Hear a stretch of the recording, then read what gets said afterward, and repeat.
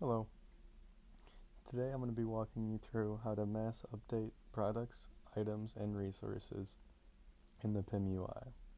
For this update process, I'll be showing you how to update a string field, meaning like a text box, a CVL value, so a drop-down list, and then how to update a media source that is related to multiple items or products.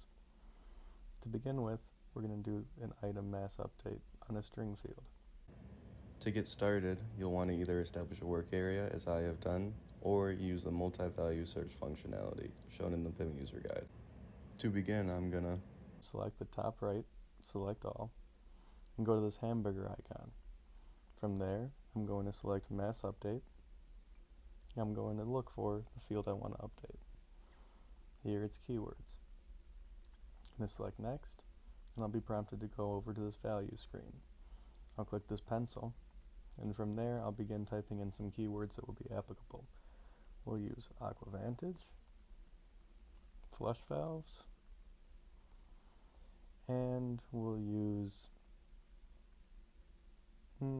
test. From there, we'll hit next again. Here we'll be prompted with the verify screen, where we can see our field as well as a new value that will be associated with that field. This looks correct, so we're going to hit start update. Here you can see that mass update is started. We can hit close, and in order to check the status of our mass update, we can go up to this jobs tab. Wait for that to load for a second. We can see that it's still processing. We'll give it a little bit of time. We're going to check back in, click on the jobs tab, and there we can see that it has been completed.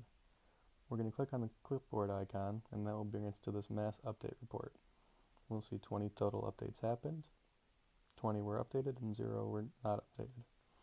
In order to verify that these updates happened, we can go to Open Updated. And once that loads, we'll be prompted with this updated work area. Here, we can select the SKUs that we updated, scroll down to the marketing category, and see that our keywords were transposed. We can hand check a couple more, and we can see that these values were used and updated on all of the SKUs that we had established in the original work area. Next, we're going to update a CVL value, or a drop-down list, and this time we're going to use products to show that example. I want to reiterate, though, the fact that when you are performing these mass updates, all of the SKUs or products that are within your work area must be willing to receive the same value that you're going to put in there. That is to say that if you wanted to mass update multiple SKUs and you wanted to transpose different values in each field, you would not be able to do this. You would need to break it down into work areas in which the update was applicable for all of the SKUs or products. You are not able to transpose different values in the same mass update for the same field. To begin our next example, I'm going to open up our product work area. But once again, you are able to find all of these products or items that you're looking for by taking advantage of the multi-value search functionality offered by PIM, which is elaborated in more detail in our PIM user guide. I'm going to click on a product, go down to the marketing category section, and see that this product, along with the other products, do not contain any product features or verticals. So long as you are updating a value across multiple products or items that is the same value, you are able to perform a mass update on multiple fields at the same time. So I'm going to show you an example of that as well now. Once again, we're going to hit select all and go to our hamburger icon. From here, we're going to click on mass update and find the fields that we want to update. So we're going to look for features, and we will update product feature 1, 2, and 3.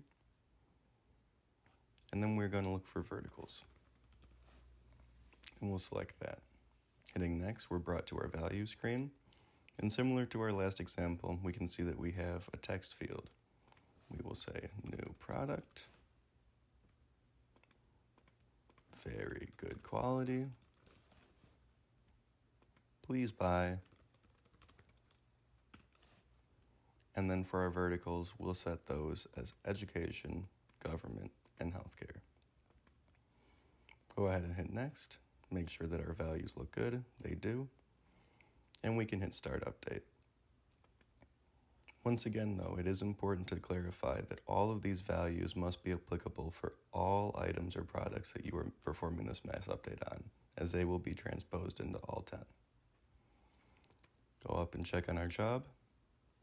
It's completed. We can hit open updated. And from there, we're redirected to our work area called updated. We'll go down to the marketing section. And here we can see that our new values have indeed been transposed on the product feature 1, 2, and 3 field, as well as verticals. Finally, we're going to mass update a resource. What this means is, sometimes you can have a resource that, if we go over to its included in tab, is associated with a number of different items or products. In order to update this resource so that way the changes take effect to all of the related items, you are able to click on the Resources Media tab. From there, you will see the picture of the resource. You'll click on the hamburger icon and hit Replace File. From there, you'll be prompted with your File Explorer. Simply go down and select the resource that you want to update in its place, making sure that it's named the same thing.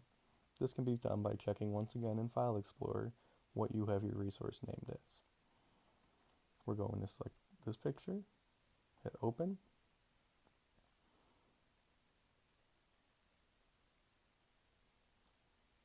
and after waiting for a second, we can see that Upload Successful appears in the bottom right, and our new resource has been selected.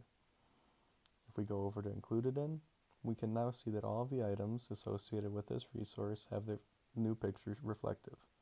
This is particularly useful if you have one resource which is applicable for many items and products, and you want to go through and make sure that all of these items and products have the new resource associated with it.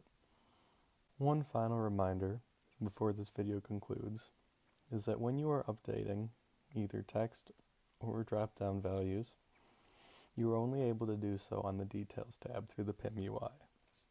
If you need to update fields which are stored on the Specifications tab, please contact the PDM team, and they will take care of this for you.